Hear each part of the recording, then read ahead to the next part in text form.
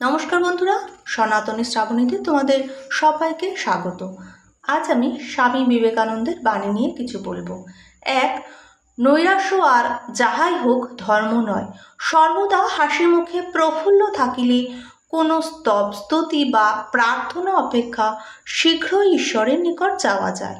দুই, কর্মফল খুব ভালো বটে, কিন্তু তাহা চিন্তা হইতে প্রসূত মস্তিষ্কের উচ্চ উচ্চ চিন্তায় উচ্চ উচ্চ আদর্শে পূর্ণ করো। দিবারাত্রি মনের সম্মুখে এইগুলো স্থাপন করো, তাহা হইলেই বড় বড় কার্য সম্ভব।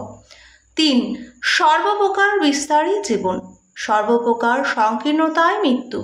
যেখানে প্রেম সেখানেই বিস্তার, যেখানে স্বার্থপরতা সেখানেই সংকোচ। অতএব প্রেমই জীবনের একমাত্র বিধান। যিনি প্রেমিক তিনি জীবিত, যিনি স্বার্থপর তিনি মরণোন্মুখ। অতএব ভালোবাসার জন্য ভালোবাসার, কারণ প্রেমই জীবনে একমাত্র নীতি। বাঁচিয়া থাকার জন্য নিঃশ্বাস প্রশ্বাস।